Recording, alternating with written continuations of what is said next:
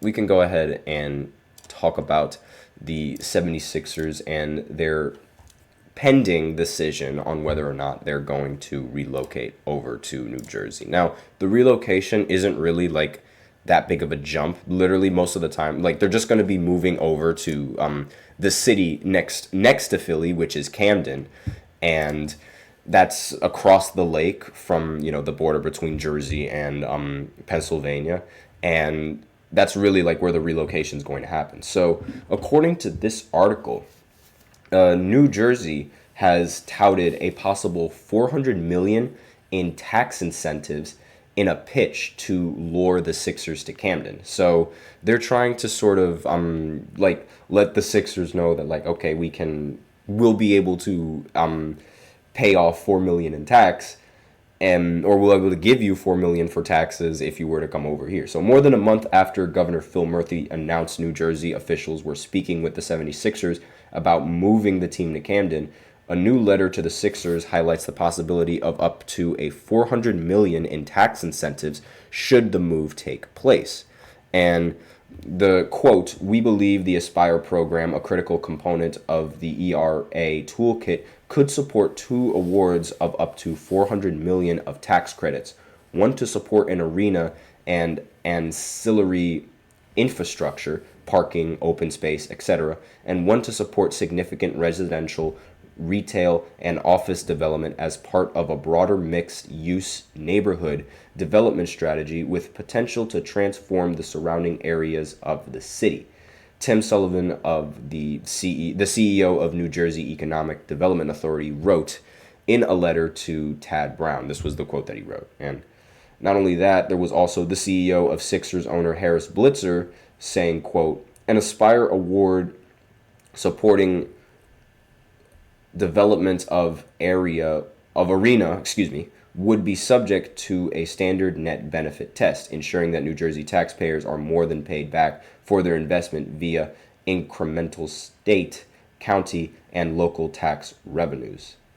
Actually, wait, no, that was Governor Murphy. Excuse me. I don't know why would they put his name before that quote. I apologize. But aside from that, Phil Murphy also confirmed in July that New Jersey officials were speaking with Sixers leadership about relocating to Wells Fargo Center. That was like the specific area in, actually, wait, like from Wells Fargo Center. Excuse me. I don't know what is up with me today.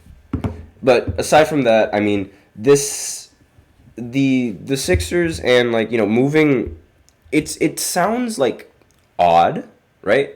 Like, it sounds weird, the idea of the Philadelphia 76ers moving to a different state, let alone New Jersey.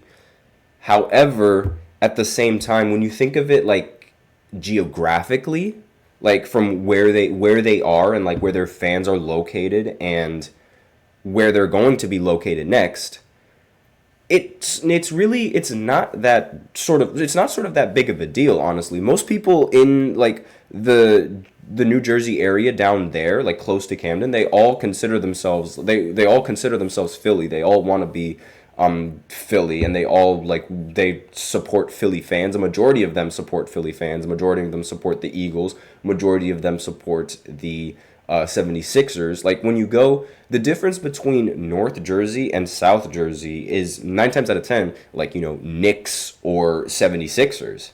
And, Jersey being in the middle of that, it's like if you're from the North, you're going to go for the team that's closest. But if you're from the South, you're going to go for the team that's closest to you, which is going to be Philly. So it's a pretty interesting little dynamic that's at play there. And a lot of people, like, while there is some sort of confusion as to why they would move, geographically, like, from where, like, just off of where they're located, somewhat makes sense. Again, somewhat makes sense. Now, this is obviously just horrible news for me, because that would mean that I would have to become a New Jersey 76ers fan if they change the name or whatever it is. I would have to, because, I got to represent the teams that I like and the teams that are in my state, especially the teams that are in my state. Like, there's only really one New Jersey team, and that's the Devils. And, well, you can, if you want to count the Giants and the Jets, then you can go right ahead and count that in there too.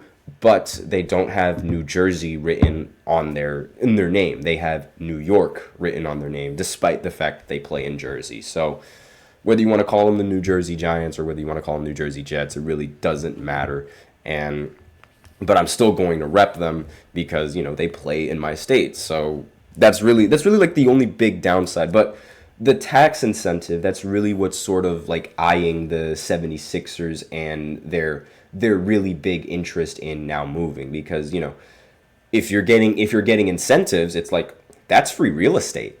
So they're obviously going to want to take advantage of that, and they would love to have those tax benefits, especially going into like the NBA season now with luxury taxes heavily influencing how teams are going to be constructed for the future of the NBA, and how teams are going to be constructed now with this season, given any kind of trades that need to be happening. That tax exemption, it's probably something that they would really like that they would, because who wouldn't want to get money for doing something that people want you to do? Like, who wouldn't want to do that?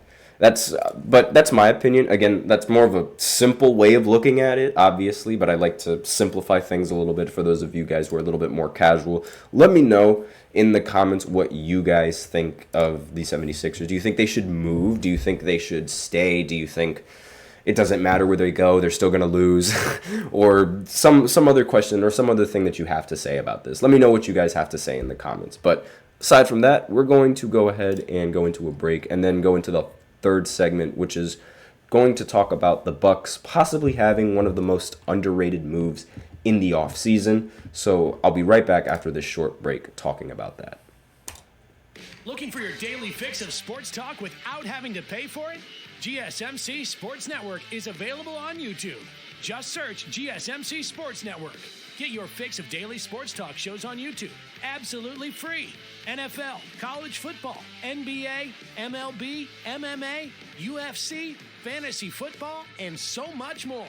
GSMC Sports Network has shows running all day long, with new sports shows starting every 2 hours. Just like on your favorite cable sports channel, except GSMC Sports Network is absolutely free. Just search GSMC Sports Network on YouTube to catch one of your new favorite shows, like the GSMC College Football Podcast, Chip Shot Football Podcast, Hoops and Heels Women's Sports Podcast, GSMC Basketball Podcast, and so many more.